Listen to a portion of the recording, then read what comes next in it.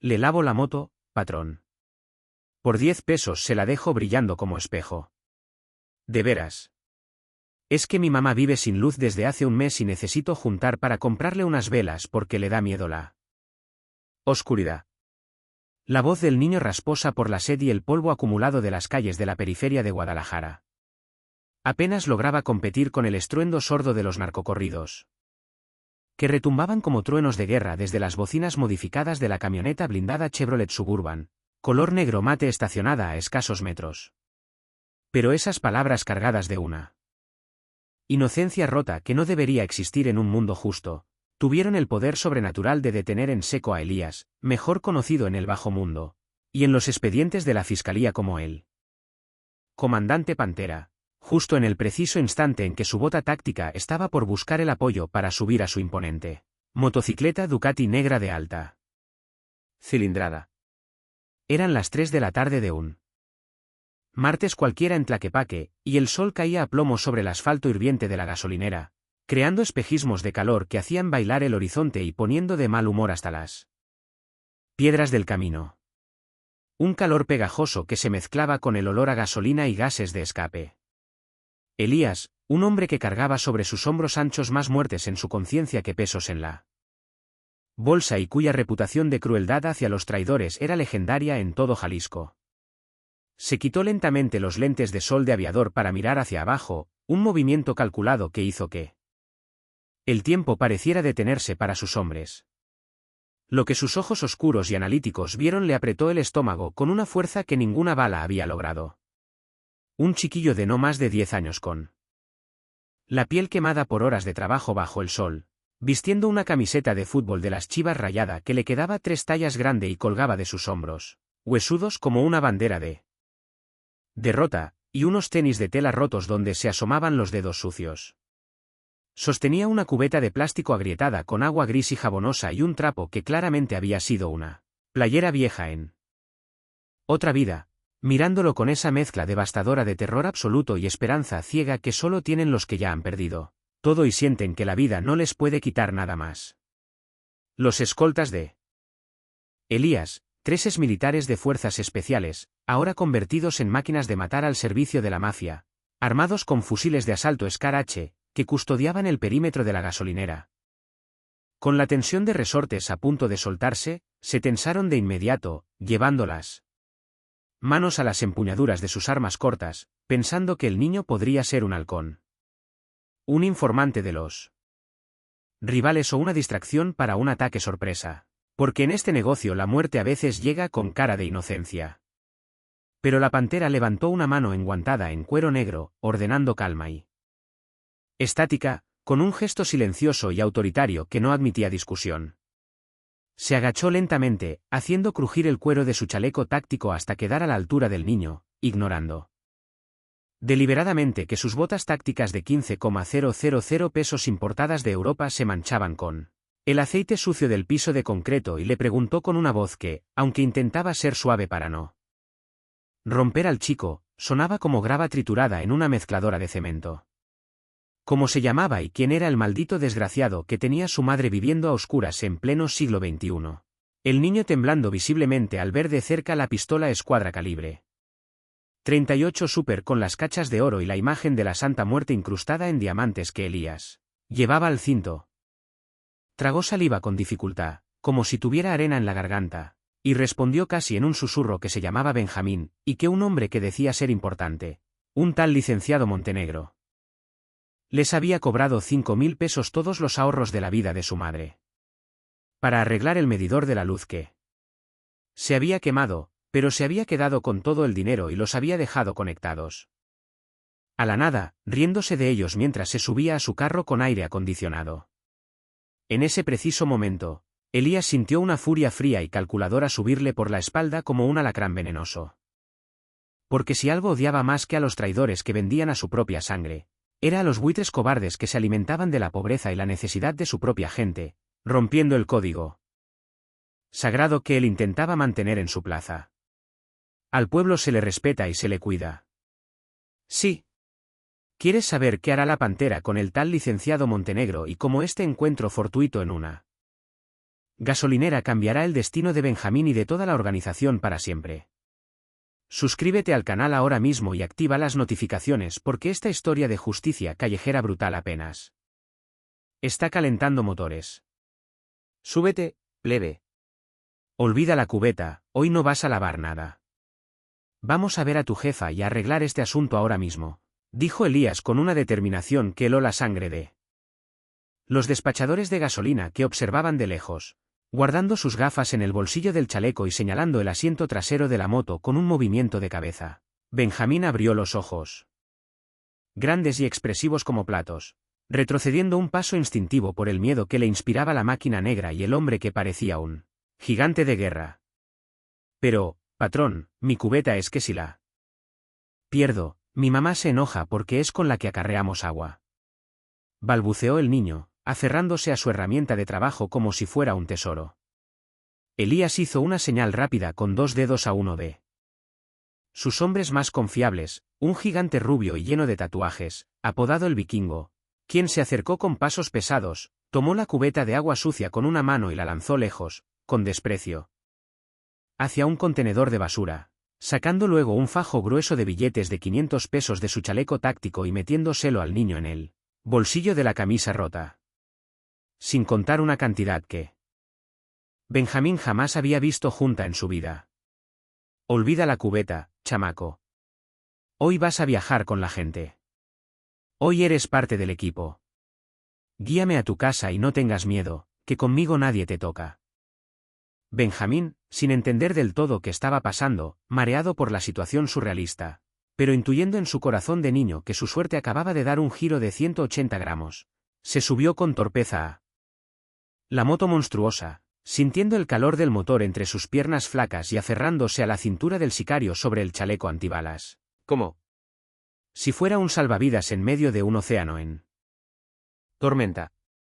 El convoy se puso en marcha con una coordinación militar, la moto de la Pantera rugiendo al frente como una bestia negra liberada de su jaula, seguida de cerca por 3 camionetas Suburban blindadas nivel 5 Plus que cortaban el tráfico de la avenida Revolución como cuchillos calientes en mantequilla, obligando a los demás autos a orillarse con el pánico habitual que provoca ver pasar a la maña.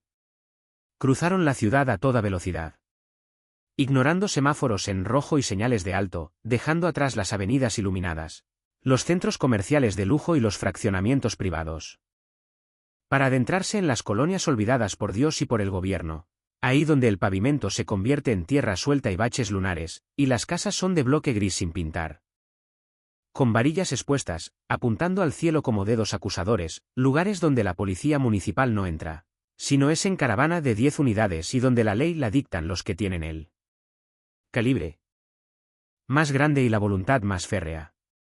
Mientras avanzaban, el viento golpeaba la cara de Benjamín, secando sus lágrimas y llenándolo de una sensación de poder desconocida y le gritaba las indicaciones al oído a Elías, guiándolo por un laberinto de callejones estrechos, llenos de perros flacos y niños jugando en la tierra. Y Elías iba memorizando cada esquina, cada salida, cada punto ciego, activando su modo de combate interno, porque sabía que entrar a territorio desconocido, aunque fuera pobre, siempre era un riesgo táctico. Pero el código de honor de la vieja escuela le exigía verificar la historia con sus propios ojos antes de desatar el infierno sobre el culpable. Llegaron a una calle empinada en la colonia Santa Fe, una subida mortal llena de basura acumulada en las esquinas y cables de electricidad colgando peligrosamente bajos como telarañas negras, y se detuvieron frente a una casita humilde, casi una choa con techo de lámina de cartón que parecía a punto de colapsar bajo el sol inclemente y paredes de madera reciclada. No había medidor de luz en la fachada, solo el hueco vacío en la mufa y unos cables cortados colgando tristemente testimonio mudo y doloroso de la estafa que habían sufrido. El silencio en la calle se hizo total y absoluto en cuanto los motores se apagaron. Los vecinos se asomaban temeroso por las ventanas tras las cortinas raídas, reconociendo el perfil inconfundible y aterrador de las camionetas, y sabiendo que cuando esos hombres llegaban a un lugar así, o llovía dinero y despensas, o llovía plomo y sangre. Y nadie quería estar afuera para averiguar cuál de las dos sería. Elías bajó de la moto con un movimiento fluido y ayudó a Benjamín a descender, notando lo ligero que era el niño, señal inequívoca de la malnutrición. Caminó hacia la puerta, que era apenas una tabla de madera contrachapada, sostenida por bisagras oxidadas, y tocó con respeto, con los nudillos, no con la bota como haría en un reventón. Doña, buenas tardes. Vengo con Benjamín. Abra, por favor, somos amigos, dijo con voz firme, pero tranquila. La puerta se abrió lentamente con un chirrido agónico, revelando a una mujer. Joven, tal vez de 30 años, pero envejecida prematuramente por el cansancio y la carencia, con ojeras profundas marcadas en su rostro y un delantal desgastado sobre un vestido sencillo al ver a su hijo junto a un hombre armado hasta los dientes, con el rostro cubierto parcialmente por una balaclava táctica que solo dejaba ver sus ojos intensos. La mujer, doña Ana, soltó un grito ahogado de terror puro y jaló a Benjamín hacia adentro con violencia, protegiéndolo con su propio cuerpo como una leona acorralada. No le haga nada, por favor. Es solo un niño. Si debe algo, yo lo pago. Trabajo doble turno si hace falta, pero no se lo lleven.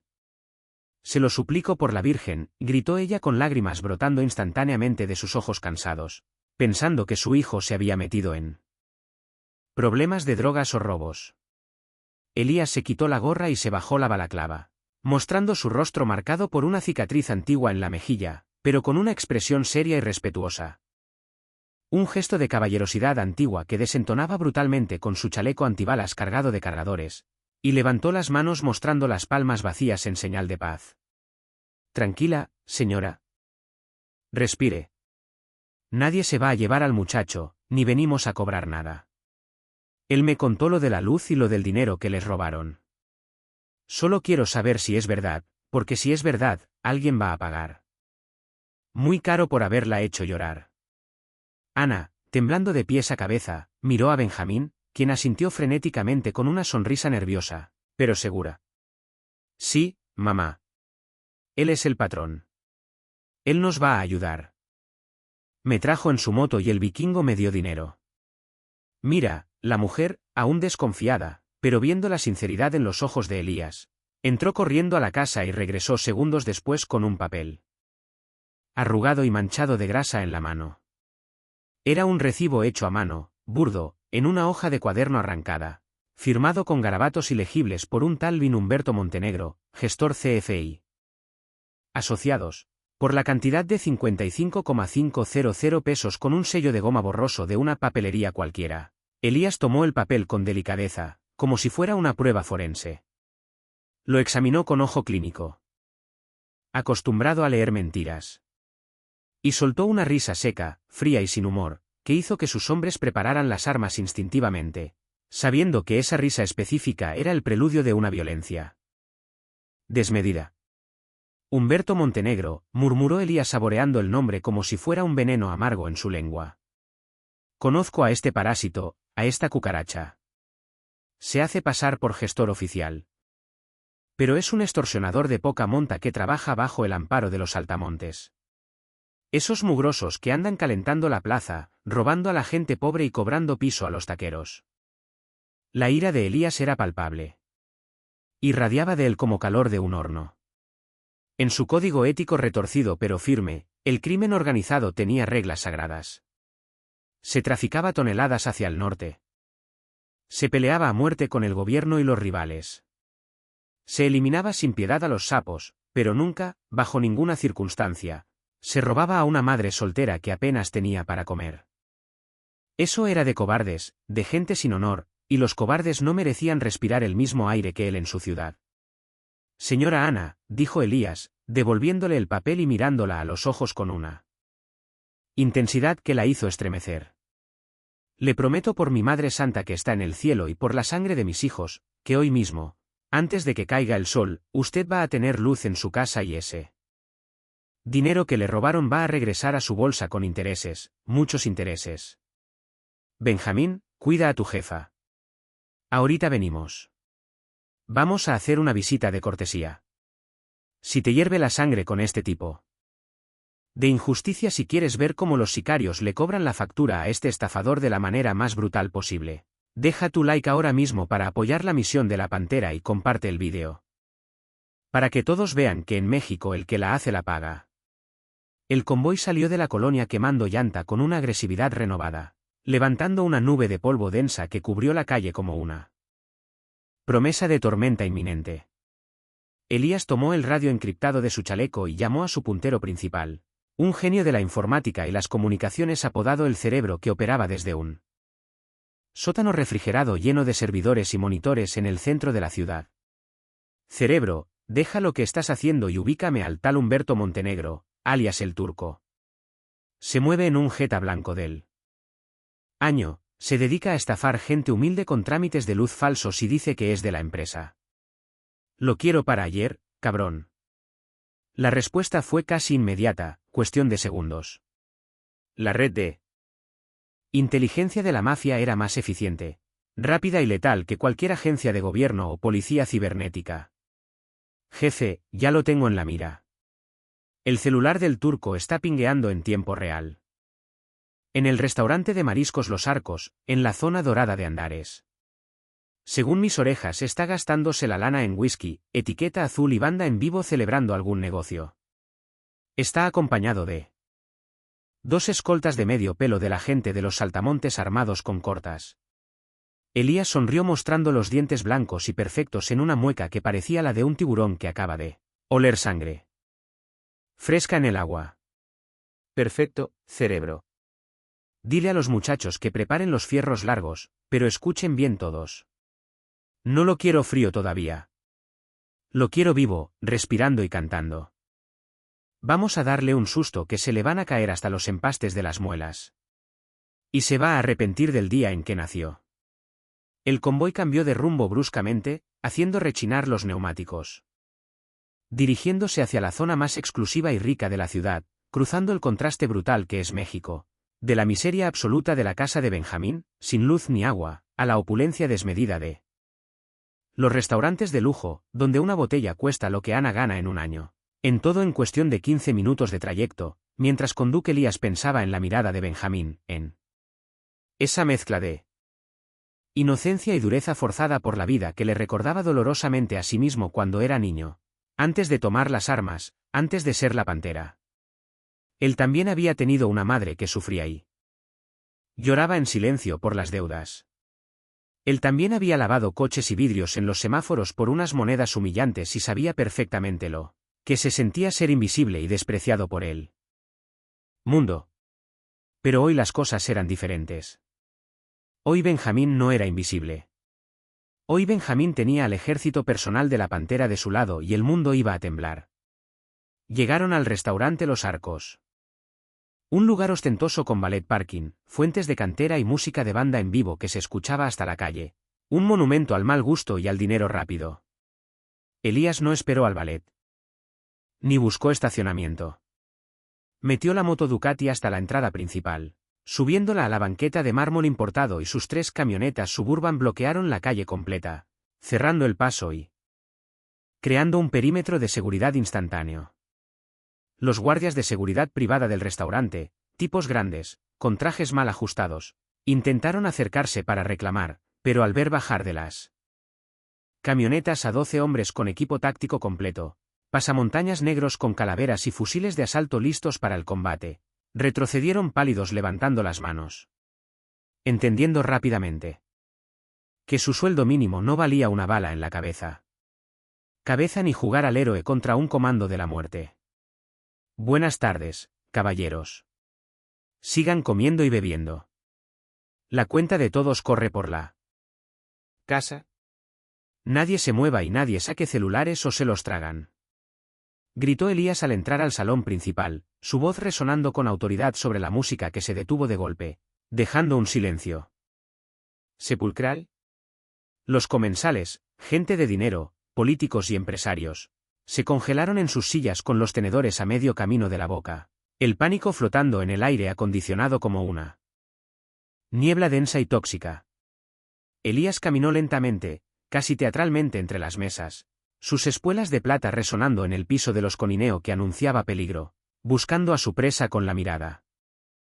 Y allí estaba en la mejor mesa del rincón más privado, rodeado de cubetas de cerveza, botellas de Bucan 18 y platos de camarones gigantes, Humberto Montenegro, el turco, un tipo gordo, sudoroso, con camisa de seda Versace desabotonada hasta el ombligo y cadenas de oro gruesas que seguramente había comprado con el dinero robado a gente como Ana. Estaba riendo a carcajadas, con la boca llena de comida, acompañado por dos tipos con cara de pocos amigos que parecían más guaras de discoteca que sicarios de verdad. Cuando el turco levantó la vista y vio a Elías, el comandante Pantera, parado frente a su mesa como la mismísima muerte, la risa se le murió en la garganta, ahogándose en un gemido, y se puso pálido como un papel del color de la cera. Reconoció al instante quién era en ese mundo subterráneo. Todos conocían a la Pantera, y las historias de lo que hacía con sus enemigos. «Comandante, qué honor, qué milagro verlo por aquí. ¿Gusta una cheve, un trago?», tartamudeó el turco, intentando mantener la compostura mientras sus manos temblaban tanto que derramó su bebida sobre el mantel blanco. Elías no respondió, simplemente agarró una silla vacía, la giró y se sentó a horcajadas frente a él a centímetros de su cara, mirándolo fijamente a los ojos con una intensidad que podría derretir el acero. «Fíjate, turco, que ando buscando un gestor de confianza. Me dicen que eres muy bueno, el mejor para arreglar la luz de las casas», dijo Elías con un tono de falsa amabilidad que era infinitamente más aterrador que cualquier grito o amenaza directa.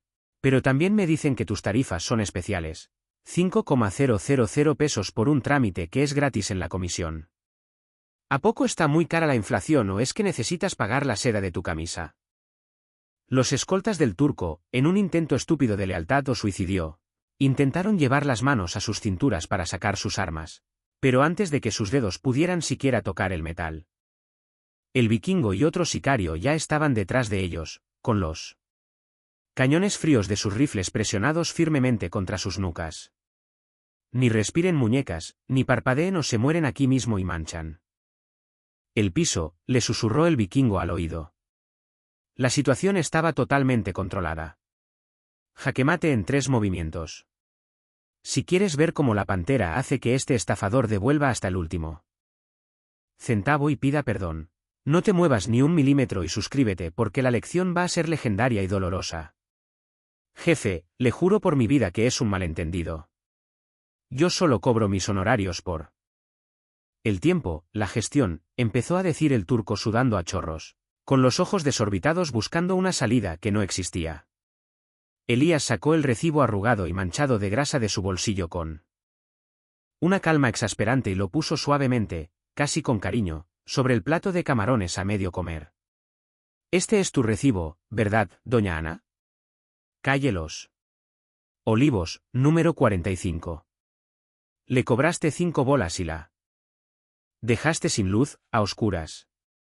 Su hijo de 10 años está lavando motos y vidrios bajo el sol para comprar velas. ¿Te parece eso de hombres, turco? Te sientes muy chingón, muy valiente, robándole a las señoras solas y a los niños». La voz de Elías fue subiendo de volumen progresivamente hasta convertirse en un rugido que hizo temblar los cristales del restaurante. De un movimiento rápido y violento, imposible de seguir con la vista, agarró al turco por el cuello de la camisa de seda y lo levantó de la silla como si fuera un muñeco de trapo sin peso, estrellándolo boca abajo contra la mesa y tirando toda la comida, las salsas y las bebidas al suelo en un estruendo de cristal roto.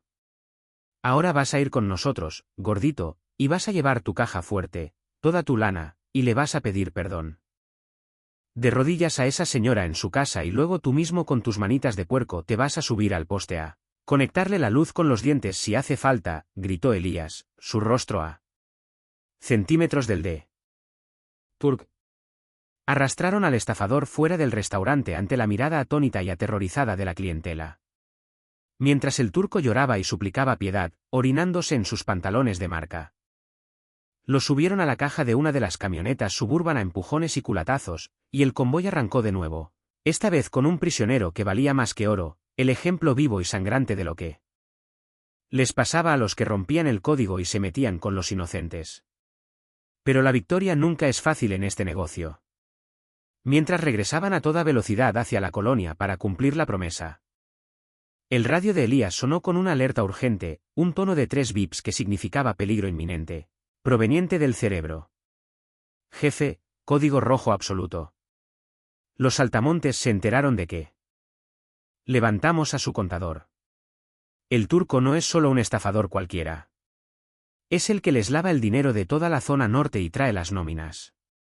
Vienen 3 convoys pesados, camionetas monstruo y gente de Michoacán a interceptarlos en el puente del periférico sur.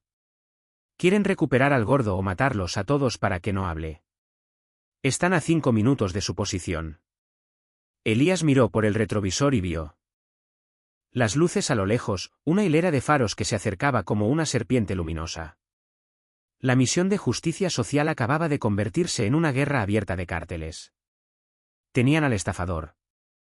Tenían el dinero, pero ahora tenían que cruzar una ciudad que estaba a punto de convertirse en un campo de batalla infernal. Creen que nos pueden asustar con sus juguetes, dijo Elías por la radio. A sus hombres con una calma espeluznante, cargando su rifle y ajustando la mira. Hoy Benjamín va a tener luz en su casa, aunque tengamos que iluminar la ciudad entera a balazos y quemar el periférico. Aceleren y formen la cuña de combate. Nadie se queda atrás. ¿Podrá la pantera y su gente superar la emboscada mortal, proteger al niño y a su madre y cumplir su promesa? ¿O será este el último viaje del legendario comandante? Deja tu comentario con tu teoría más loca y suscríbete al canal porque el próximo capítulo será una explosión de adrenalina. Fuego y venganza que no te dejará parpadear ni un segundo. Contacto visual a las 6. Son 3 monstruos con blindaje artesanal y gente en las bateas. El grito del vikingo por la radio rompió la tensión estática dentro de la cabina de la Suburban Leader como un cristalazo, confirmando que la pesadilla que el cerebro había pronosticado se estaba materializando en el espejo retrovisor. Elías.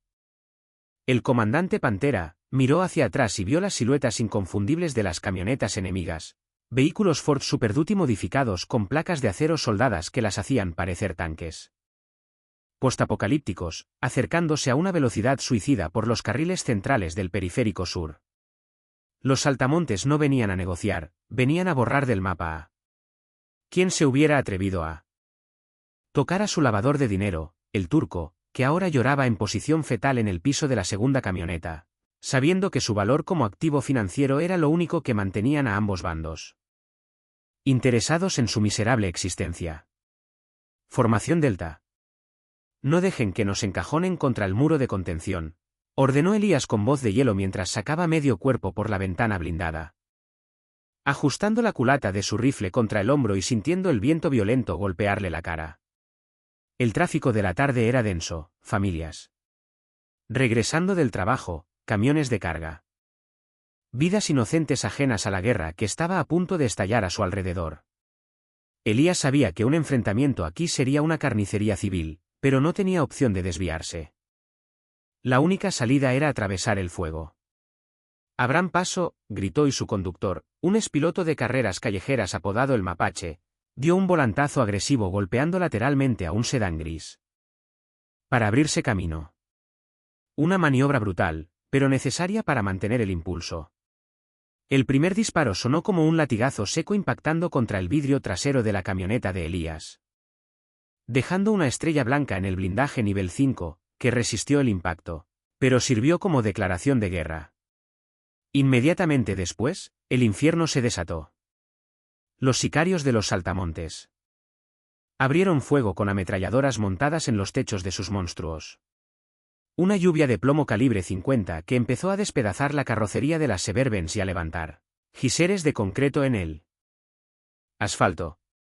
Respondan el fuego, tírenle a las llantas y a los radiadores, rugió Elías, apretando el gatillo de sus Scar H en ráfagas controladas. El sonido dentro del túnel vehicular en el que acababan de entrar era ensordecedor. Una cacofonía de motores revolucionados al máximo, detonaciones y metal retorciéndose. Benjamín, el niño que había iniciado todo esto con una simple petición de lavar una moto, estaba agachado en el suelo de la camioneta de Elías, con las manos sobre los oídos y los ojos cerrados, rezando en silencio a todos los santos que su madre le había enseñado. Elías lo miró por un segundo, un instante de humanidad en medio del caos y le gritó, «No te levantes, chamaco, aguanta que ya casi salimos». El vikingo, desde la camioneta de retaguardia reportó. Con voz agitada, «Jefe, me están comiendo las piernas. Traen un barret. Necesito apoyo o me van a voltear». Una de las balas de alto calibre había impactado el eje trasero de la Suburban del vikingo, haciéndola colear peligrosamente. Elías sabía que perder una unidad significaba perder hombres leales y posiblemente la carga tenía que hacer algo drástico. «Mapache, frena ahora», ordenó Elías. El conductor lo miró con incredulidad por un milisegundo, pero obedeció el instinto y la orden pisando el freno a fondo. La Suburban de Elías derrapó girando 180 grados en medio de la autopista hasta quedar de frente a los perseguidores que venían a toda velocidad. Fue una maniobra de locura, un suicidio táctico para cualquier manual militar, pero Elías no jugaba con manuales. Ahora gritó y él y dos de sus hombres abrieron fuego concentrado directamente contra el parabrisas del monstruo, líder de los saltamontes, apuntando a los visores blindados del conductor enemigo. Las balas de punta de tungsteno perforaron el cristal reforzado y el conductor rival, cegado o muerto, giró el volante bruscamente. El monstruo, una bestia de 4 toneladas de acero, perdió el control. A 120 km/h, volcándose espectacularmente y rodando sobre el asfalto como un dado gigante de la muerte, llevándose consigo a 2 autos civiles y creando una barrera de fuego y metal que bloqueó el paso a las otras 2 camionetas enemigas. «Vámonos, mapache, dale, dale», gritó Elías mientras su conductor volvía a girar el vehículo y aceleraba a fondo, dejando atrás una escena de destrucción bíblica. Habían ganado unos minutos, tal vez los suficientes, para llegar a la colonia y atrincherarse, pero Elías sabía que esto solo había sido el primer round. Los saltamontes reagruparían y vendrían con más fuerza y ahora estaban heridos y furiosos. Mientras el convoy se alejaba del caos del periférico, adentrándose en las calles laberínticas que llevaban a la casa de Benjamín, Elías sacó su teléfono satelital y marcó un número que solo usaba en emergencias extremas. Era el número del ingeniero, un contacto dentro de la Comisión Federal de Electricidad que le debía la vida y varios favores grandes. «Inge, necesito un favor de los tuyos y lo necesito ahorita. Quiero que cortes la luz». «No, no en mi casa. Quiero un apagón general en el sector norte, Colonia Santa Fe. Las huertas y alrededores. Sí, todo el sector. Dame oscuridad. Total en 10 minutos. Hazlo y tu deuda queda saldada». Colgó sin esperar respuesta, sabiendo que el miedo era un motivador excelente. Si iban a pelear en territorio urbano, Elías quería que fuera bajo sus términos, en la oscuridad, donde él y sus hombres, equipados con visores nocturnos de última generación, eran los reyes. Benjamín, levantando la cabeza tímidamente del suelo de la camioneta, miró a Elías con admiración y miedo. «Vamos a mi casa, señor. Mi mamá debe estar muy asustada». Elías asintió limpiándose el sudor y la pólvora de la frente. «Sí, mi hijo. Vamos a tu casa y le vamos a llevar la luz a tu jefa, aunque tenga que robarme el sol para dárselo. Pero primero tenemos que asegurarnos de que nadie nos siga». El convoy empezó a hacer maniobras de limpieza, dando vueltas en U, entrando y saliendo de callejones, verificando que no hubiera cola. El turco en la otra camioneta seguía llorando y ofreciendo dinero a los sicarios para que lo dejaran ir. Pero nadie le hacía caso. Su destino estaba sellado, iba a ser el ejemplo. Llegaron a la colonia Santa Fe, justo cuando el sol empezaba a esconderse, pintando el cielo de tonos morados y rojo sangre, un presagio adecuado para la noche que se avecinaba. La calle de la casa de Benjamín estaba desierta. El silencio era pesado, antinatural. Los vecinos, alertados por el zumbido de la balacera lejana y los rumores que corrían por WhatsApp como pólvora, se habían encerrado a piedra y lodo. Elías ordenó desplegar el perímetro defensivo. «Quiero tiradores en los techos, vikingo. Pon la ametralladora ligera en la esquina de la tortillería. Mapache. Esconde las camionetas en el loteo y prepárate para extracción rápida». Sus hombres se movieron con una eficiencia letal, tomando posiciones, convirtiendo la cuadra humilde en una fortaleza inexpugnable. Elías bajó a Benjamín y lo llevó de la mano hasta la puerta de su casa. Doña Ana abrió antes de que tocaran, pálida y con los ojos rojos de llorar, y al ver a su hijo vivo, se lanzó a abrazarlos sollozando. Pensé que no volvían. Escuché los balazos. Dicen que hubo muertos en el periférico. Elías la miró con seriedad.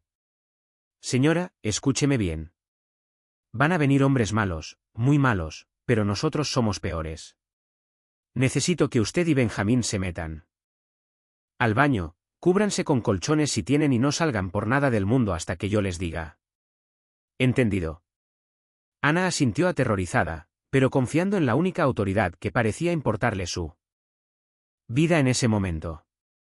Elías se dio la vuelta y caminó hacia la camioneta donde tenían a el turco. Váyanlo, ordenó. 2 sicarios arrastraron al gordo estafador y lo tiraron al suelo de tierra frente a la casa donde Benjamín solía jugar. El turco estaba hecho un desastre, sucio, lloró, temblando. Elías le puso la bota en el pecho. Vas a trabajar, turco. Mira hacia arriba. Elías señaló el poste de luz frente a la casa, donde los cables cortados se mecían con el viento. Tienes 5 minutos para conectar esa luz. Y si intentas correr, mis amigos en los techos te van a usar de práctica de tiro al blanco. El turco, solozando y balbuceando que no tenía herramientas, fue levantado a empujones y obligado a trepar al poste, usando una escalera vieja que encontraron en el patio.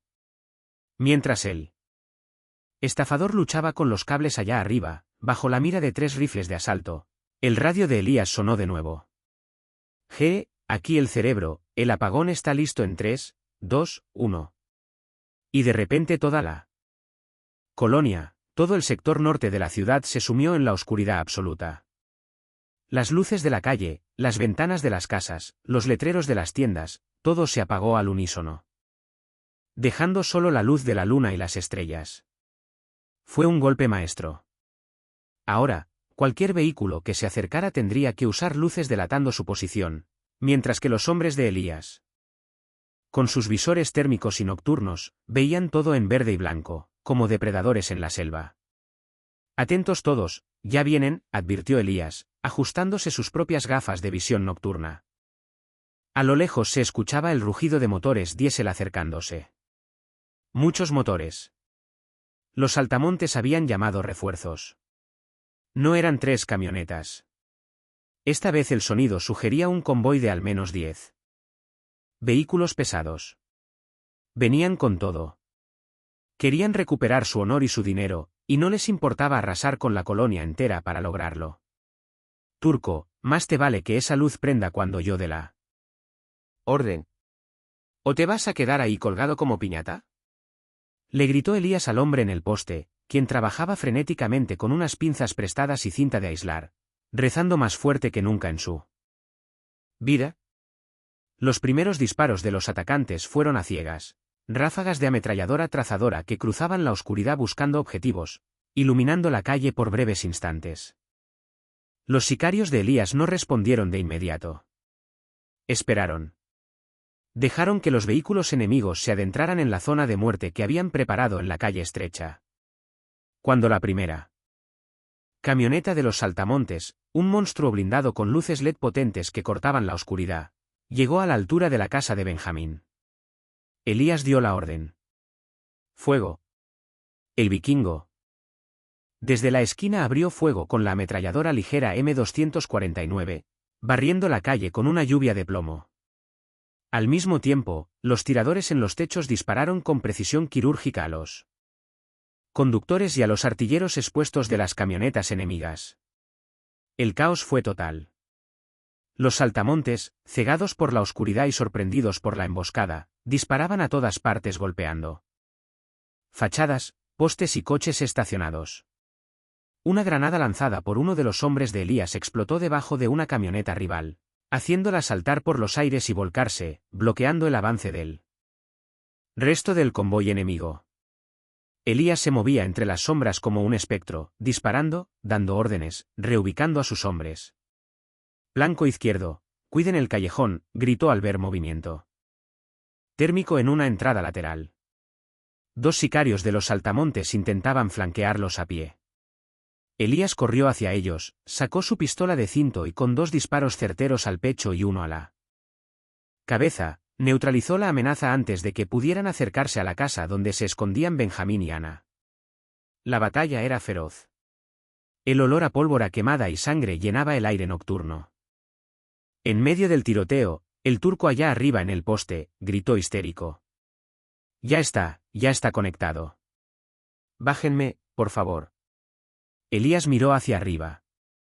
Tenía que verificarlo. Si el ingeniero restablecía la energía en ese sector específico, la luz de la casa de Benjamín debería encenderse y eso sería la señal de victoria. Y también una distracción final. Cerebro, dame luz en la cuadra. Solo en esta cuadra ahora. Ordenó Elías por el radio. Segundos después, como por arte de magia, la bombilla solitaria en el frente de la casa de Benjamín parpadeó y se encendió con un brillo amarillo intenso, iluminando la calle llena de humo y casquillos. El efecto fue psicológico y táctico. Los enemigos, acostumbrados a la oscuridad, se vieron repentinamente expuestos bajo el cono de luz. Mientras que los hombres de Elías, protegidos por las sombras de los edificios aledaños, tenían blancos perfectos. Mírenlos, ahí están, gritó el vikingo, aprovechando la iluminación para descargar su arma contra los sicarios desorientados. La resistencia de los saltamontes se quebró. Viendo que estaban en una posición tácticamente inferior, con vehículos inutilizados y bajas aumentando, el comandante enemigo ordenó la retirada. Vámonos, vámonos, es una trampa. Se escuchó por los radios interceptados. Las camionetas sobrevivientes dieron reversa a toda velocidad, chocando entre ellas, huyendo de la colonia como ratas asustadas, dejando atrás a sus muertos y heridos. Elías no ordenó perseguirlos.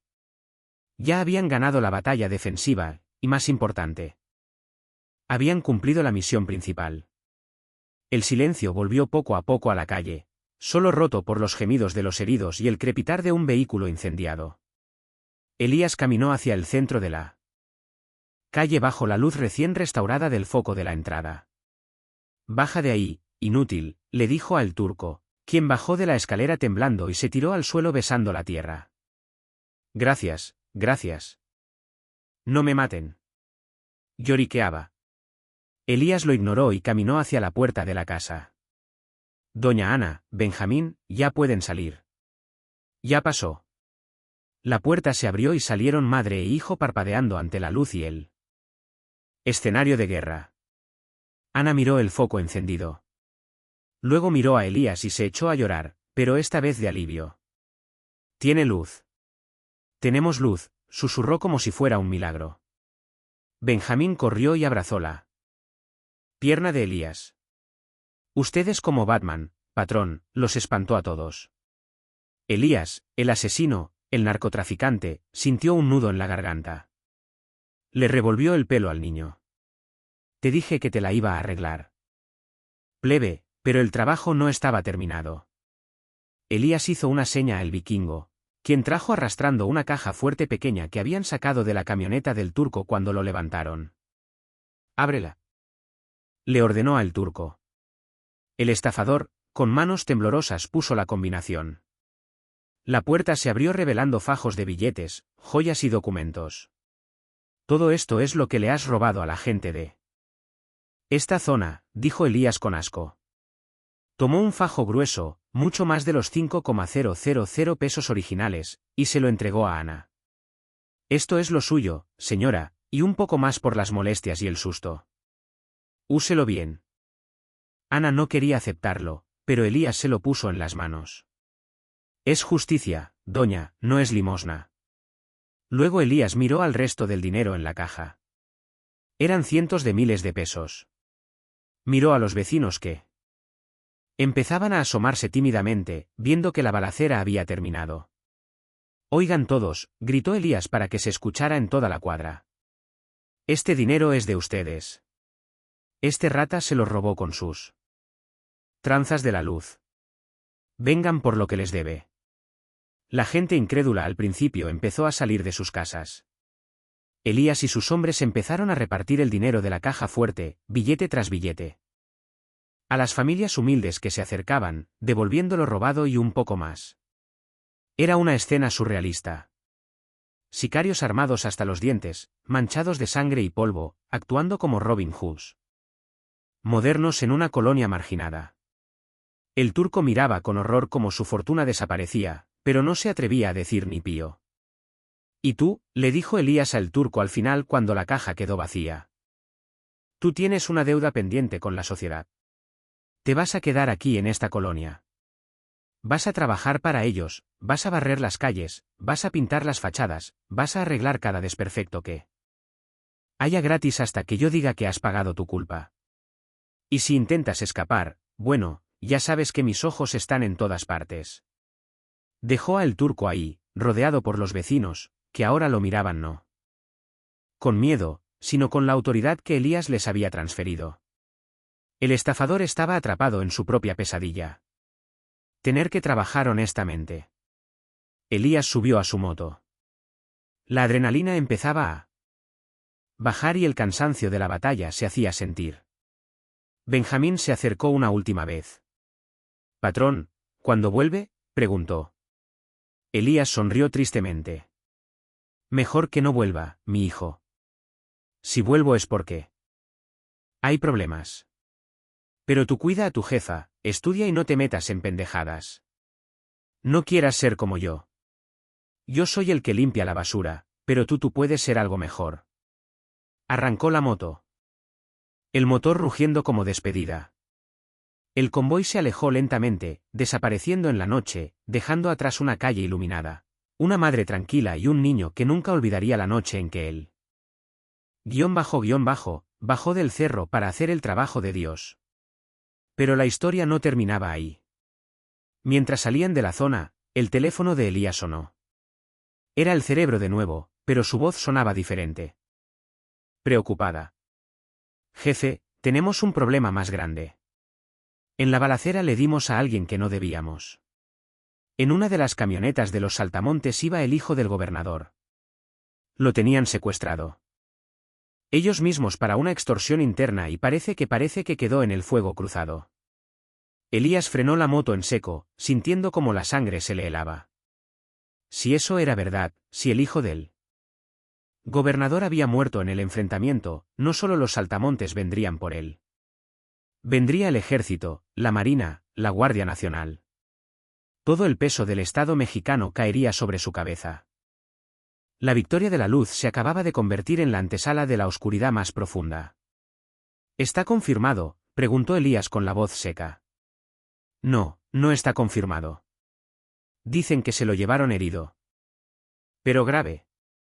Lo tienen en el Hospital General bajo custodia de los saltamontes que sobrevivieron y se disfrazaron de civiles. Si muere, nos cargan el muerto a nosotros. Si vive y habla, puede decir quién lo tenía realmente». Elías miró a sus hombres. Estaban cansados, heridos, sin municiones, pero no había opción. «Señores», dijo por la radio, «no nos vamos a dormir todavía. Vamos al Hospital General. Tenemos que sacar a ese muchacho antes de que los saltamontes lo terminen de matar para culparnos. Es él o nosotros». El viaje hacia el hospital fue una carrera silenciosa y tensa. Ya no había música ni bromas por el radio. Sabían que estaban entrando en la boca del lobo. El Hospital General era territorio neutral en teoría, pero en la práctica estaba lleno de informantes, policías y sicarios heridos. Entrar ahí armados era una sentencia de muerte o de cárcel. «Vikingo, tú y el mapache se quedan afuera. Aseguren la salida. Yo entro con el espectro y el grillo. Vestidos de civiles, armas cortas, nada más. Perfil bajo». Llegaron al hospital y estacionaron las camionetas destrozadas en una calle lateral oscura. Elías se quitó el chaleco táctico. Se puso una chamarra deportiva para cubrir la pistola y caminó hacia la entrada de urgencias, cojeando un poco para disimular y parecer un paciente más. El olor a antiséptico y miedo llenaba la sala de espera. Familias llorando, Policías dormidos en sillas de plástico. El caos habitual de un hospital público en viernes por la noche. Elías se acercó a la recepción. Busco a un familiar accidente. De auto en el periférico, joven, 20 años. La enfermera, cansada y sin mirarlo, tecleó en la computadora. Apellido Elías improvisó. No sé. Venía sin identificación, tal vez traía una camisa azul. La enfermera suspiró. Llegó un desconocido hace media hora, herida de bala. Está en quirófano 2, segundo piso, pero está custodiado. No puede pasar. Custodiado. Eso confirmaba la teoría. Si fuera custodia legal, habría policías uniformados. Si era custodia discreta, eran los saltamontes esperando el momento para silenciarlo. Elías asintió y se alejó, dirigiéndose a las escaleras de servicio en lugar de los elevadores. Subieron con sigilo, revisando cada esquina. Al llegar al segundo piso, vieron a dos hombres parados frente a las puertas dobles del quirófano. No llevaban uniforme, pero la forma en que se paraban con las manos cruzadas al frente y mirando a todos lados gritaba: ¡Sicarios! Eran los remanentes del convoy, asegurándose de que el paquete no sobreviviera. Para contar la verdad. Elías hizo una señal a sus hombres. Plan era simple y brutal. Eliminación silenciosa. El espectro, un experto en cuchillos, se acercó a uno de los guardias pidiendo fuego. Para un cigarro. Cuando el guardia se distrajo, el espectro actuó. Un movimiento rápido, una mano en la boca y una hoja en la carótida. El guardia cayó sin hacer ruido. El segundo guardia intentó reaccionar, pero Elías ya estaba sobre él golpeándolo en la tráquea y luego en la sien con la cacha de su pistola. Lo arrastraron al cuarto de limpieza. El camino estaba despejado. Elías empujó las puertas del quirófano.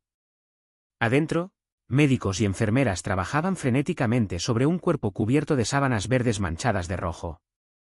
Al ver entrar a hombres armados, el equipo médico se congeló. Sigan trabajando, ordenó Elías con voz tranquila pero amenazante. Sálvenle la vida. Si él muere, ustedes mueren. Se acercó a la mesa de operaciones y miró el rostro del paciente. Era joven, muy joven, pálido como la muerte, pero respiraba. Era el hijo del gobernador y tenía un balazo en el abdomen. Está perdiendo mucha sangre.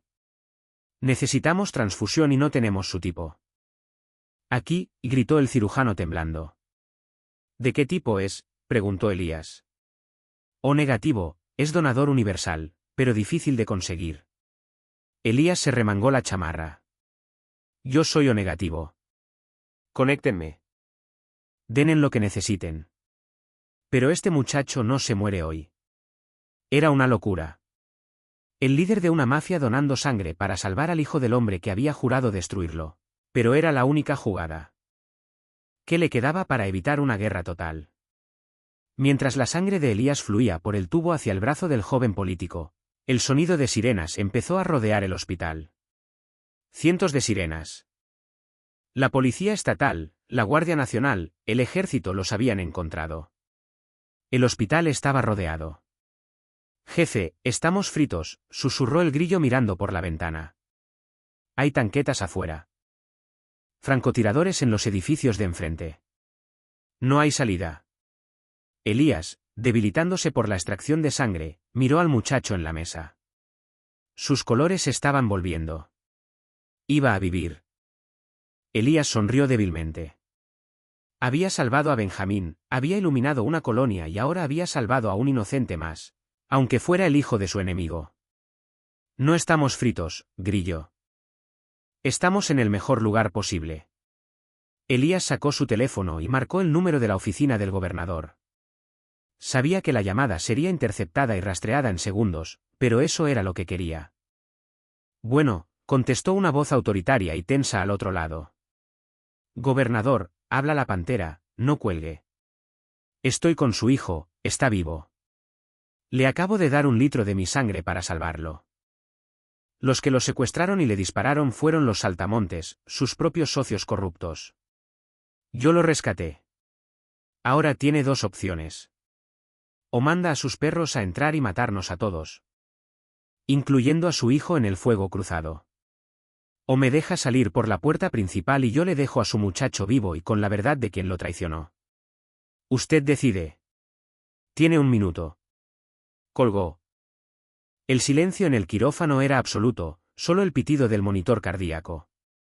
Elías se desconectó la aguja, se puso una gasa y se levantó. Mareado. Levanten al muchacho. Vamos a salir.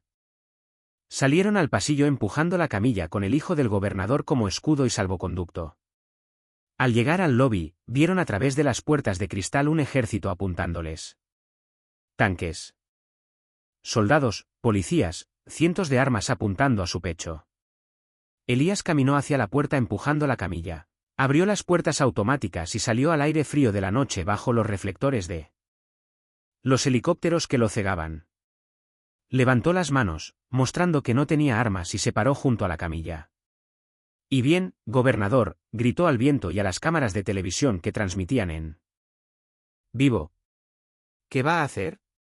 Vida o muerte. Si quieres saber si el gobernador dio la orden de disparar o si dejó ir al hombre que salvó a su hijo con su propia sangre, comparte este vídeo ahora mismo y suscríbete, porque el final de esta historia va a cambiar la historia de México para siempre y tú tienes a ser testigo». El silencio que siguió al desafío de Elías fue más pesado que el plomo. Una densidad atmosférica que parecía aplastar los pulmones de los cientos de testigos presentes, desde los soldados con el dedo temblando en el gatillo hasta los reporteros que sostenían sus cámaras. Como escudos contra la realidad violenta que estaban documentando en vivo y en directo para todo el país. Los reflectores de los helicópteros de la Marina bañaban la entrada del hospital con una luz blanca y cegadora, creando un escenario teatral donde la vida y la muerte pendían de un hilo invisible sostenido por la voluntad de dos hombres poderosos. El comandante Pantera, parado firme con su chamarra manchada de sangre propia y ajena, y el gobernador, cuya voz invisible pero omnipresente resonaba en los auriculares de los comandantes tácticos desplegados en el perímetro. Elías sabía que estaba jugando la partida de póker más peligrosa de su vida. No tenía asces bajo la manga. Solo tenía al hijo moribundo de su enemigo en una camilla y la verdad desnuda de que él, el monstruo, el narco, el criminal, era el único que había mostrado humanidad esa noche. El aire olía a turbosina quemada y a miedo sudoroso. El joven en la camilla gimió un sonido bajo y doloroso, que rompió la estática del momento, recordándoles a todos que no era un trofeo político, sino un ser humano desangrándose. Elías miró directamente a la lente de la cámara de televisión más cercana. Sus ojos oscuros brillando con una intensidad que traspasaba las pantallas en las salas de estar de millones de mexicanos y habló de nuevo, esta vez con una voz más baja, pero igualmente letal. Gobernador, su hijo necesita un hospital de especialidades, necesita terapia intensiva y la necesita ya.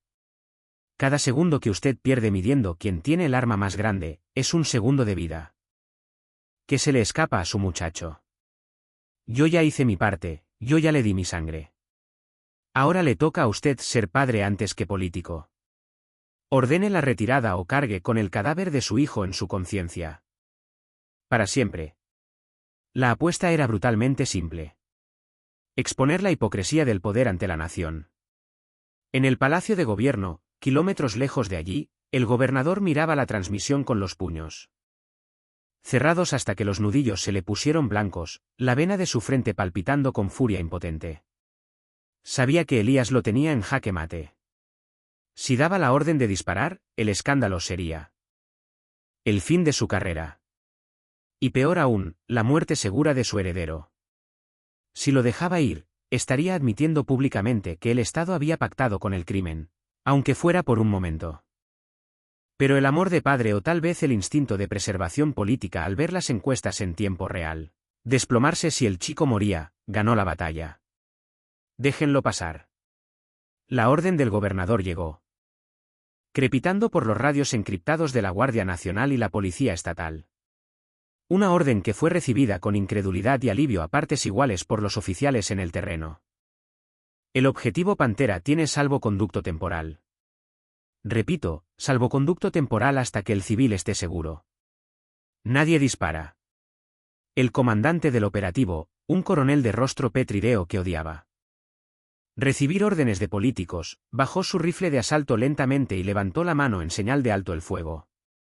Los cañones de cientos de armas bajaron al unísono, un movimiento coreografiado de acero, que produjo un sonido metálico que resonó en la plaza de acceso. Elías no sonrió, no relajó los hombros, sabía que esto no era una victoria. Era solo una tregua momentánea, un respiro antes de que la cacería se reanudara con más ferocidad. Hizo una señal al grillo y el espectro, quienes salieron de las sombras del lobby empujando la camilla con suavidad, pero con prisa. Cruzaron el umbral de las puertas automáticas, caminando por el pasillo de concreto, flanqueado por tanquetas y soldados que los miraban con odio profesional, escaneando sus rostros para futuras referencias. Elías caminó al lado de la camilla, su mano descansando brevemente sobre el hombro del muchacho herido. «Aguanta, chamaco, ya te van a cuidar los tuyos», le susurró. Al llegar al perímetro exterior, donde las ambulancias de alta tecnología del gobierno esperaban, Elías detuvo la camilla. Un equipo de paramédicos tácticos corrió hacia ellos. Elías se apartó dejando que los profesionales tomaran el control. «Eso negativo. Tiene 1 litro del mío. Cuiden esa sangre. Es cara», le dijo al médico principal con una ironía seca. Luego, sin esperar agradecimientos ni mirar atrás, Elías se dio la media vuelta y caminó hacia la oscuridad de la calle lateral, donde el mapache y el vikingo esperaban con las camionetas encendidas, motores rugiendo como bestias ansiosas. La prensa intentó acercarse lanzando preguntas a gritos. «Comandante, ¿es verdad que los saltamontes trabajan con el gobierno? ¿Por qué lo salvó?» Pero Elías los ignoró subiendo a la Suburban blindada que ya tenía las puertas abiertas. «Písale, mapache, sácanos de aquí antes de que el gobernador cambie de opinión o sus perros de ataque decidan desobedecer», ordenó Elías al cerrar la puerta pesada. El convoy, ahora reducido a 2 vehículos golpeados y llenos de agujeros de bala, salió quemando llanta, alejándose del hospital y de la luz de los reflectores para sumergirse de nuevo en su elemento natural. La noche y las sombras de la ciudad. Pero Elías sabía con esa intuición animal que lo había mantenido vivo tanto tiempo que la noche no había terminado. El salvoconducto era una mentira técnica. El gobernador los dejaría salir del perímetro visible, sí, para evitar el escándalo mediático. Pero una vez que estuvieran en las zonas muertas, en los túneles o en las carreteras sin cámaras, enviaría a sus escuadrones de la muerte no oficiales, o peor, daría luz verde y coordenadas a los saltamontes para que terminaran el trabajo sucio. Y efectivamente, apenas habían avanzado 5 kilómetros. Cruzando la zona industrial desierta cuando el radar del cerebro en la consola central empezó a pitar frenéticamente. «Jefe, tengo movimiento hostil. No son patrullas, no tienen transpondedores oficiales. Son civiles armados, convoy de 8 unidades interceptando en el entronque de Lázaro Cárdenas. Son los saltamontes y vienen con todo. El gobernador les dio nuestra ruta de escape». Elías maldijo entre dientes cargando un nuevo cargador en su rifle. Escarache. La traición era el único lenguaje que los políticos hablaban con fluidez. «Bien, si quieren bailar, vamos a bailar. Pero no vamos a correr hacia el monte como presas. Vamos a llevarlos a un lugar donde nosotros tenemos la ventaja. Mapache cambia el rumbo. Vamos a los túneles de drenaje profundo del sector poniente. Ahí no entran sus señales de radio, ni sus drones, ni su apoyo aéreo. Ahí abajo es combate cuerpo a cuerpo y ahí nosotros somos los reyes». El mapache asintió con una sonrisa nerviosa pero decidida y dio un volantazo que hizo chirriar las llantas, metiéndose en sentido contrario por una avenida para ganar tiempo y confundir a los perseguidores. Si te estás subiendo la adrenalina y quieres ver cómo la pantera enfrenta a un ejército en las entrañas de la tierra, dale like a este video ahora mismo y comparte, porque la batalla final va a ser claustrofóbica y brutal. El ingreso a los túneles fue una maniobra de película. Las camionetas rompieron una reja de mantenimiento oxidada y bajaron por una rampa de concreto empinada, salpicando agua negra y lodo al entrar en la oscuridad absoluta del sistema de drenaje pluvial gigante de la ciudad. Una obra de ingeniería olvidada que ahora serviría como campo de batalla. Elías ordenó apagar las luces principales y usar solo las barras de luz infrarroja, invisibles al ojo humano, pero claras como el día para sus visores nocturnos. El eco de los motores retumbaba en las paredes curvas de concreto, amplificando el sonido hasta convertirlo en un rugido monstruoso. Segundos después vieron las luces de los perseguidores entrar por la rampa detrás de ellos. Faros de xenón potentes que cortaban la oscuridad, revelando que los saltamontes no venían jugando. Traían camionetas RAM modificadas y gente colgando de los estribos, listos para disparar. «Vikingo, suelta los regalos de despedida», gritó Elías por la radio. El vikingo en la camioneta de atrás presionó un botón en su tablero modificado. De la defensa trasera de su Suburban se liberó una mezcla de aceite quemado y abrojos metálicos cubriendo el piso de concreto resbaladizo. La primera camioneta de los saltamontes, entrando a toda velocidad, perdió tracción. Instantáneamente al tocar el aceite, girando sin control y estrellándose lateralmente contra la pared del túnel con un estruendo que sacudió la tierra, bloqueando parcialmente el paso a las demás, pero eran muchos. Las siguientes camionetas embistieron los restos de su compañera, empujándola a un lado con una brutalidad mecánica para seguir la persecución. Comenzaron los disparos. En el espacio cerrado del túnel, el sonido de las armas automáticas era ensordecedor, físicamente doloroso. Las balas rebotaban en las paredes curvas, creando una lluvia de chispas y esquirlas mortales que volaban en todas direcciones, haciendo que el aire se llenara de polvo de concreto y olor a azufre. El mapache, llévanos a la intersección del colector 3. Ahí el túnel se divide. Vamos a separarlos, ordenó Elías disparando por la ventana trasera hacia las luces cegadoras que lo seguían. La persecución subterránea era una pesadilla de alta velocidad, esquivando columnas de soporte y corrientes de agua sucia. Al llegar a la bifurcación, Elías ordenó a la camioneta del vikingo tomar la izquierda mientras ellos tomaban la derecha, una maniobra de pinza invertida. Los saltamontes, en su afán de sangre, se dividieron también. 3 camionetas siguieron a el vikingo, 5 siguieron a Elías. Ahora Grillo, el C4, gritó Elías. Habían preparado una trampa días antes en ese sector, una contingencia para situaciones extremas que Elías, paranoico y previsor, siempre mantenía. El Grillo marcó un código en su celular. Una explosión sorda sacudió el túnel detrás de ellos, derrumbando una sección del techo justo encima de las camionetas que los perseguían. Toneladas de tierra y asfalto de la calle de arriba cayeron sobre el convoy enemigo, aplastando vehículos y sepultando a los sicarios en una tumba de concreto instantánea. El polvo llenó el túnel, cegando todo. Elías tosió limpiándose los ojos. «Vikingo, reporte», preguntó por el radio con ansiedad.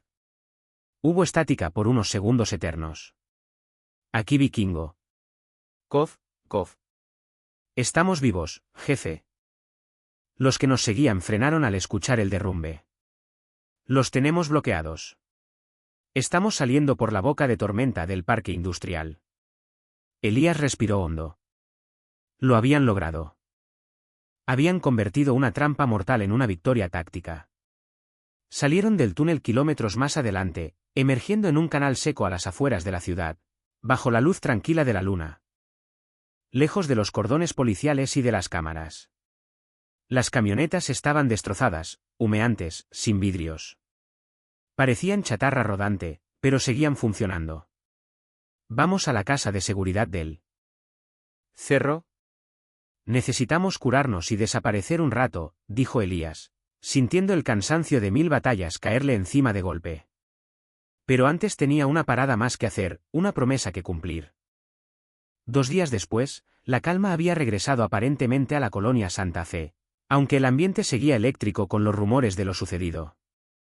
En la casa de Benjamín, la luz brillaba fuerte en la sala, y el refrigerador zumbaba alegremente lleno de comida que había aparecido misteriosamente en la puerta esa mañana. Ana estaba cocinando, cantando bajito cuando escucharon el rugido familiar de una moto. Benjamín soltó sus cuadernos de tarea y corrió a la puerta abriéndola de golpe. Pero no era Elías quien estaba ahí. Era un hombre joven vestido de civil con una mochila. «Hola. Busco a la señora Ana y al joven Benjamín», dijo el mensajero. «Vengo de parte del señor de la moto negra. Me pidió que les entregara esto». Le dio a Ana un sobre manila grueso y a Benjamín una caja, envuelta en papel simple. El mensajero se fue tan rápido como llegó, sin dar nombres. Ana abrió el sobre con manos temblorosas. Adentro había documentos legales, el título de propiedad de su casa, totalmente pagada y regularizada, facturas de luz pagadas por 10 años por adelantado, y una cuenta de fideicomiso educativo a nombre de Benjamín para que estudiara hasta la universidad. También había una nota escrita con una caligrafía fuerte y angulosa, para que nunca más tengan miedo a la oscuridad y para que Benjamín sea el ingeniero que ilumine al mundo, no el que lo apague. Cuídense. Ana se llevó la mano a la boca llorando en silencio. Benjamín abrió su caja. Adentro no había juguetes ni videojuegos. Había un kit profesional de limpieza de autos con ceras, jabones, paños de microfibra y una pequeña moto de juguete a escala. Una réplica exacta de la Ducati negra de Elías. Debajo de la moto, una nota más pequeña. La próxima vez que nos veamos, me la lavas gratis. Pero primero la escuela. Benjamín sonrió abrazando la moto contra su pecho, mirando hacia la calle vacía, sabiendo que en algún lugar entre las sombras su ángel guardián con cuerno de chivo lo estaba cuidando. Pero la historia no podía terminar sin cerrar el último círculo. En la plaza principal de la colonia algo había cambiado. El poste de luz donde el turco había sido obligado a trabajar se había convertido en el centro de operaciones de una nueva empresa comunitaria. Ahí estaba Humberto Montenegro, el turco, visiblemente más delgado, quemado por el sol, vistiendo un overall naranja de trabajo. No estaba atado, no había guardias visibles apuntándole, pero trabajaba con un fervor casi religioso, barriendo la plaza, pintando las bancas, arreglando una fuga de agua en la fuente. Los vecinos pasaban y lo saludaban, algunos con burla, otros con severidad. «Órale, turco, te falta esa esquina, que quede bien barrida», le gritaba la señora de los tamales. ¿Y el turco? El antiguo estafador arrogante, asentía sumisamente y corría a barrer. «Sí, señora». «¿Cómo no, señora?» «Ahorita queda», respondía. No se escapaba porque sabía que la alternativa era mucho peor. Sabía que los ojos de la pantera o de sus halcones invisibles estaban siempre presentes. Pero más allá del miedo, algo extraño había pasado en la mente del turco. Al ser forzado a convivir con la gente que había despreciado, al comer sus mismos tacos humildes, al ver sus luchas diarias, había empezado a sentir algo que nunca conoció. Vergüenza. Y tal vez el inicio de una redención real. Elías no lo había matado. Lo había condenado a ser útil y esa era una sentencia mucho más transformadora que una bala. Lejos de allí, en una terraza escondida en la Sierra Madre Occidental, con una vista espectacular de los cañones dorados por el atardecer, Elías estaba sentado en una silla de madera con el brazo vendado y una cerveza fría en la mano. El mapache, el vikingo, el grillo y el resto de su equipo estaban alrededor de una fogata asando carne, riendo y contando anécdotas de la batalla del túnel, cicatrices nuevas sumándose a la colección. El ambiente era de camaradería, de sobrevivientes que celebran un día más respirando. El radio de Elías estaba encendido en la frecuencia de noticias. La voz del locutor narraba los últimos acontecimientos. El gobernador ha anunciado una nueva iniciativa de combate a la corrupción dentro de las filas policiales tras el incidente en el Hospital General, donde su hijo fue milagrosamente salvado por una intervención anónima. Se reporta que el cártel de los Saltamontes ha sufrido un golpe devastador en su estructura y ha sido replegado de la zona norte de la capital. En otras noticias, vecinos de la colonia Santa Fe reportan una misteriosa ola de mejoras en sus servicios públicos. Elías sonrió dándole un trago largo a su cerveza. Había perdido sangre, había perdido vehículos. Había gastado una fortuna en sobornos y equipo, y ahora tenía al gobierno y a los rivales más atentos que nunca a sus movimientos. Cualquiera diría que había sido un mal negocio. Pero Elías cerró los ojos y recordó la cara de Benjamín cuando se encendió la luz. Recordó el abrazo de Ana a su hijo. Recordó la sensación de romper las reglas para hacer lo correcto. Valió la pena, murmuró para sí mismo. El vikingo se acercó con un taco de carne asada y se lo ofreció. ¿En qué piensa, jefe? En el retiro, bromeó el gigante. Elías soltó una carcajada ronca. Retiro. No digas, vikingo. En este jale no hay retiro, solo panteón o cárcel. Pero mientras llegamos a uno de esos dos, todavía hay muchas luces apagadas en esta ciudad que necesitan prenderse y muchas ratas que necesitan que alguien les enseñe modales. Se levantó ignorando el dolor de sus heridas y miró hacia el horizonte donde las luces de Guadalajara empezaban a brillar como un mar de diamantes. Sabía que él era un villano en la historia de muchos, un monstruo para la sociedad decente. Pero en las calles olvidadas, en los barrios donde la esperanza se muere de hambre, él era algo más. Era el equilibrio necesario, la mano dura que acaricia y golpea según se necesite. Preparen las camionetas para mañana temprano, ordenó Elías, volviendo a ser el comandante Pantera. ¿A dónde vamos, jefe? Preguntó el grillo limpiando su arma. Elías se puso sus lentes oscuros, aunque ya era de noche, ocultando sus ojos y sus intenciones. Me llegó un pitazo de una abuelita a la que le quieren quitar su terreno unos abogados corruptos en Tlajomulco. Creo que esos licenciados necesitan una visita de cortesía de la gerencia. Sus hombres sonrieron cargando sus armas. Listos para seguirlo al infierno. Otra vez. Y así, bajo el manto de las estrellas, la leyenda de la pantera continuaba no como un santo, sino como una fuerza de la naturaleza imparable, brutal y extrañamente justa, rodando hacia la siguiente batalla en una guerra que nunca termina, pero que alguien tiene que pelear. Si te gustó esta historia de honor, plomo y justicia callejera y quieres ser parte de la tropa, suscríbete al canal, deja tu like y comenta qué harías tú si tuvieras el poder de Elías por un día, M.